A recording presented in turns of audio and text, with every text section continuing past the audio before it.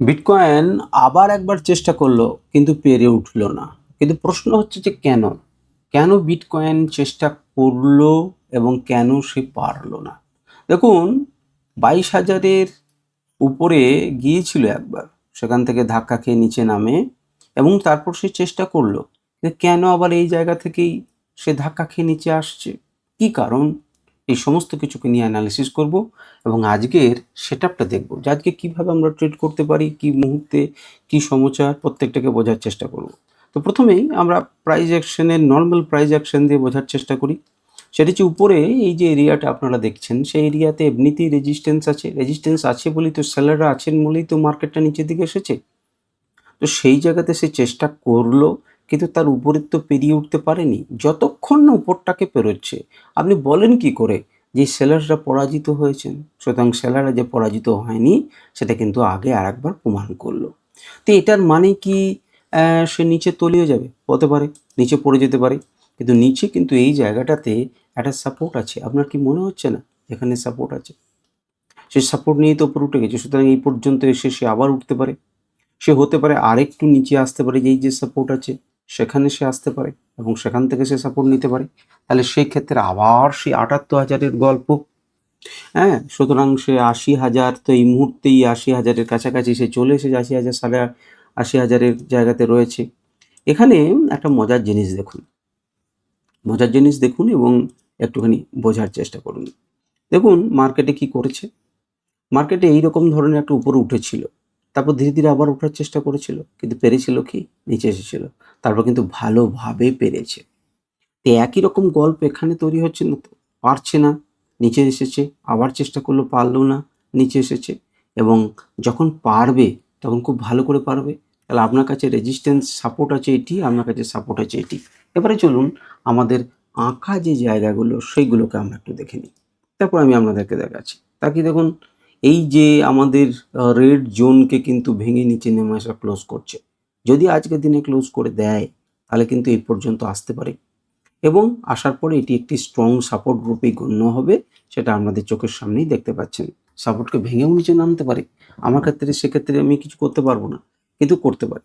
এছাড়া এবারে প্রশ্ন হচ্ছে যে কেন এখান থেকে ধাক্কা খেলো? তো তার জন্য আমি একটা ইন্ডিকেটর আপনাদেরকে দেখাচ্ছি। আচ্ছা, এই ইন্ডিকেটরে যখন দেখাচ্ছি তখন দেখায় এটা দেখুন, এখান থেকে সাপোর্ট নিয়েছিল, আমি আপনাদেরকে বলেছিলাম। আবার কিন্তু নিচে আসছে, এখানে কিন্তু সাপোর্ট নেবে। অর্থাৎ 69,984-কে যদি ভেঙে নিচে নেমে যায় তবে কিন্তু আমরা এই নিচের জন্য ভাবনা চিন্তা করবো, আদারওয়াইজ নয়। এবারে রিসেন্ট যে ইন্ডিকেটরটি আপনাকে বাই দিয়েছিল, তো সেই বাই দিয়েছিল আপনারা সবাই জানেন 69,000, 79,464-তে। এবং তারপর দেখুন 3 এবং 4 নাম্বার লেভেলে গিয়ে সে কিন্তু ধাক্কা খেয়ে নিচে নেমেছিল। আবার লং থেকে সাপোর্ট নিয়ে মার্কেটকে উপরে তুলেছিল। আবার 3 এবং 4 নাম্বারে গিয়ে ধাক্কা খেয়েছে এবং সেখান থেকেই রেজিস্ট্যান্স ফেস করছে। তাহলে কেন এখানে রেজিস্ট্যান্স ফেস করছে বুঝতে পারছেন? কারণ হচ্ছে এখানে ইম্পর্টেন্স লেভেল রয়েছে। অনেকেই ভেবেছিলেন হয়তো এত দূর যাবে, কিন্তু যাদের কাছে ইন্ডিকেটরটি রয়েছে তারা কিন্তু বুঝতে পেরেছে এবং যাদের কাছে লেভেলসগুলো রয়েছে তারা জানে যে এই লেভেল সম্পর্কেই আমাদের কিন্তু সন্দেহ থাকতে হবে। এবং এটাই, অর্থাৎ 81,981 থেকে 82,286-র মধ্যে কিন্তু বিটকয়েনের ক্ষেত্রে ডেলি টাইম ফ্রেমে রেজিস্ট্যান্স আছে। যদি এর উপরে স্ট্রংলি ক্লোজ করতো তবে কিন্তু আমরা 5 নাম্বার টার্গেটের দিকে যেতাম, আদারওয়াইজ কিন্তু আমরা যাচ্ছি না। এখন আমাদের কি করতে পারে? এখন যে এই জোনটা রয়েছে এই জোনে কিন্তু সাপোর্ট নিতে পারে। অর্থাৎ লোয়ার লিমিট হচ্ছে 80,197, এর নিচে যদি ক্লোজ করে তাহলে আরও নিচে আসতে পারে, বা কোথা থেকে সাপোর্ট নেবে এই লেভেলসগুলো অনুযায়ী নেবে। এই দুটো মিলিয়ে কিন্তু একটা জোন, এইটুকুকে আপনি মনে রাখুন, সাপোর্ট জোন, রেজিস্ট্যান্স জোন নিচে নেমে গেলে, এবং তারপরে এই লেভেলগুলো স্ক্রিনশট করে রাখুন কিন্তু ডেলি টাইম ফ্রেমে। যারা ডেলি টাইম ফ্রেমে কাজ করেন তাদের জন্য এটা গুরুত্বপূর্ণ। চলে আসুন 4 ঘন্টাতে। 4 ঘন্টাতে দেখুন একটা হিউজ মুভমেন্ট উপর দিকে দিল এবং দ্বিতীয় নাম্বার দুম করে সাব মুভমেন্টে নামিয়ে দিয়েছে। তো এটাতে আমরা কি দেখব? আমাদের দেখুন এর উপরে এই যে আমাদের রেজিস্ট্যান্স লেভেলটা রয়েছে তার উপরে কিন্তু ক্লোজ হয়নি, একদম সমান সমান ক্লোজ হয়েছে, খুলেছে এবং ধাক্কা খেয়ে নিচে নেমে গেছে। কারণ কি? এখানে কিন্তু বড় সেলার উপস্থিত, যিনি মার্কেটকে এতদূর পর্যন্ত নামিয়েছেন। তো তিনি স্বাভাবিকভাবেই অ্যাক্টিভেট হয়েছেন এবং মার্কেটকে নিচে নামাচ্ছেন। তাই না?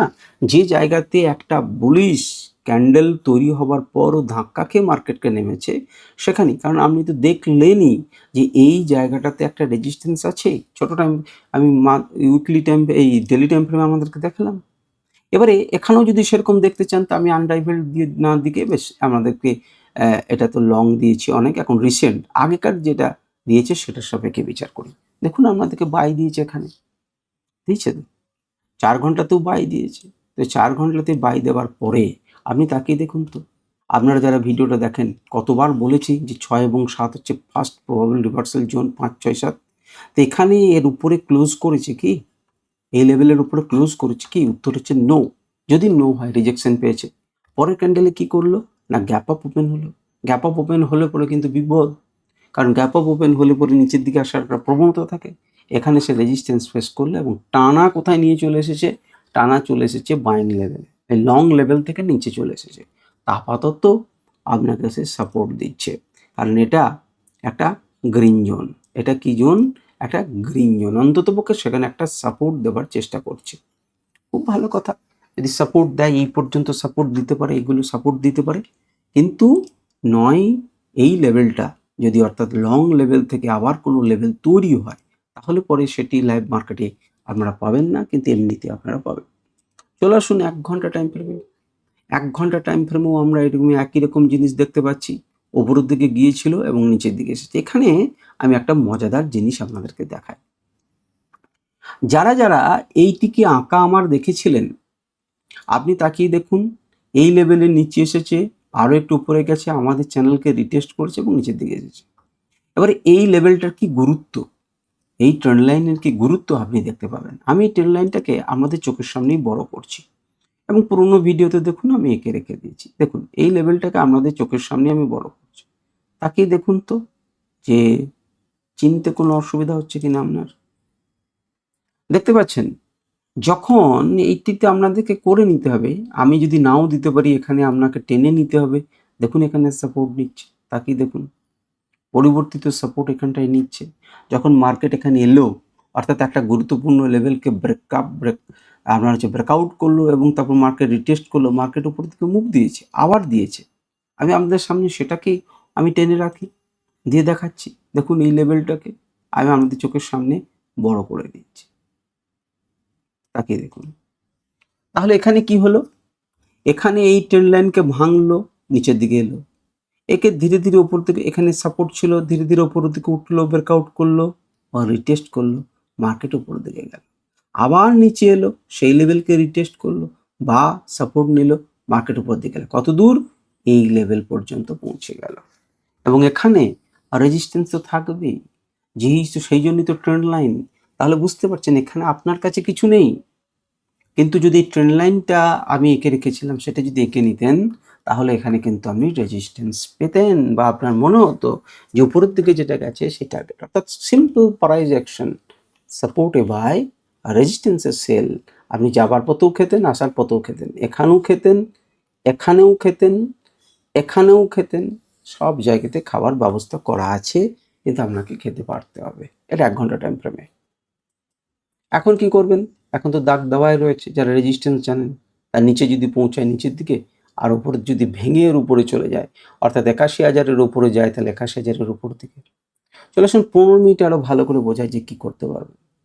15 মিনিটে দেখুন আমাদের যে লেভেলসগুলো আছে সেই লেভেলস থেকে এক্স্যাক্টলি সাপোর্ট নিয়েছে, ধাক্কা খেয়েছিল প্রথমেই, ওপরে গেছে, আবার এখানে থেমেছে, এখানে একটা, কারণ এখানে একটা রেজিস্ট্যান্স তৈরি করার চেষ্টা করেছিল, ব্রেকডাউন করেছে, এখানে এসেছে। এখন কিন্তু সাপোর্ট নেবার চেষ্টা করছে, যদি ভেঙে যায়, কারণ এখানে একটা বেস তৈরি হয়ে আছে, এই বেসটাকে পার করতে পারবে তবেই কিন্তু পড়ে, আদারওয়াইজ মার্কেট নিচে। তো সুতরাং এর নিচে যদি চলে আসে আপনি নিচের দিকে ট্রেড করবেন, উপর দিকে গেলে উপর দিকে ট্রেড করবেন। আর আজকের সেট আপটা জানার জন্য আমি ছবিটাকে বন্ধ করে দিচ্ছি এবং মার্কেট লেভেলসকে তাকিয়ে দেখুন। মার্কেট লেভেলস অন হোক, এই হচ্ছে আপনার প্রবাবল মার্কেটের বিভিন্ন রকম জোন। এটা তো কালকে গেছে, কোনো রেজিস্ট্যান্স লেভেলকে পাত্তা দেয়নি। এখানে কি করেছে তাকিয়ে দেখুন, সাপোর্ট নিয়েছে, প্রবাবল রিভার্সাল জোন থেকে ফার্স্ট এবং সেকেন্ডে যখন চলে এসেছে তখন মার্কেট হু হু করে উপরের দিকে উঠেছে, তাই না? মার্কেট একটা দুটো সহ্য করেছে, এখানেও তেমনি প্রথম নাম্বার যে রেড জোনের নিচে চলে গেছে, এটা গ্রিনের উপরের দিকে এটা রেড, আর রেডের নিচের দিকে এসছে একটা লেভেল থেকে একটা লেভেল, একটা লেভেল থেকে একটা লেভেল। এবারে এইখানটায় ভেঙে গেছে, উপরের দিকে যদি যায় তাহলে এখানে কিন্তু অবশ্যই ধাক্কা খাবে, অর্থাৎ 80,880 ওর কিন্তু রেজিস্ট্যান্স এরিয়া। যদি ক্লোজ করতে পারে তবে উপরের দিকে, আদারওয়াইজ আমরা নিচের দিকে চিন্তা ভাবনা করব। যদিও এর মাঝে অনেকগুলো লেভেলস আছে, যে লেভেলসগুলো আপনারা চাইলে পরে দেখতে পারেন। আমি একটু ফট করে দেখিয়ে দিই যাতে ইন্টারমিডিয়েট সেল টার্গেটের আরও ছোট ছোট ভাগ আপনারা দেখতে পারেন। 80,334, 79,244। তাহলে এই লেভেলগুলোকে দেখে নিন এবং এই লেভেলগুলোকে দেখে আপনারা কাজ করুন। আজকের দিনে এরকম ধরনের একটা সেট আপকে আপনারা তৈরি করে রাখুন। আর কি রকম সেট আপ তৈরি করতে পারেন? যেটা করতে পারেন সেটা হচ্ছে এই যে লেভেলসগুলো, এই লেভেলসগুলোকে জয়েন করে আপনি একটা ট্রেন্ড লাইন জয়েন করুন। আমি একটা কাজ করি, দেখি যে আত্মা ইন্ডিকেটর আপনাকে মার্কেটের আত্মা সম্পর্কে কি জ্ঞান দেয়। ঠিক আছে, ফাইন, এইটি করুন, তার সঙ্গে এটিকেও টেনে রাখুন। কারণ আমি মাত্র পুরনো, খুব বেশি পুরনো থেকে টানছি বলে এটা আপাতত দিচ্ছে না, আমি চাইলে করতে পারি। এইভাবে একটা ট্রেন্ড লাইনকে এঁকে রাখুন। যদি এখানে সাপোর্ট নেই, বেটার এই পর্যন্ত গিয়ে সে ধাক্কা খেয়ে নিচে নামতে পারে, ওপরের দিকে যখন যাবে তখন এখান থেকে ধাক্কা নিয়ে কিন্তু নামতে পারে। তো আপনারা সেটাকে নজর রাখুন। চারিদিকে ছড়িয়ে গেছে মার্কেটটা, আপনি ট্রেন্ড লাইনকে টেনে রাখুন। আর একটা যদি খুব খুব করতে চান তাহলে পরে একটা জিনিস আমি দেখাই, একটা ট্রেন লাইন আপনাকে দেখাই। সেটা হচ্ছে আপনি এখান থেকে এইভাবে একটা ট্রেন লাইনকে এঁকে রাখুন। আমি বরঞ্চ টেনে দিই, এটা আমি টেনে দিই যাতে আমাদের কাজ হতে পারে। আমাদের চোখের সামনেই আমি টেনে দিই, হচ্ছে না কেন? ঠিক, ফাইন, এই যে আমি আমাদের চোখের সামনেই টেনে দিলাম, ফাইন। আর এখানে তো কিছু নেই, কিন্তু এখানে একটা লেভেলসকে আমি ড্র করে দিলাম, লাস্ট লেভেল। আপনি এই দুটোকে মেনটেন করুন, আশা করি আপনার উপকার হবে। আজকে ভিডিও পর্যন্ত, নমস্কার, ধন্যবাদ, ভালো থাকবেন, সুস্থ থাকবেন।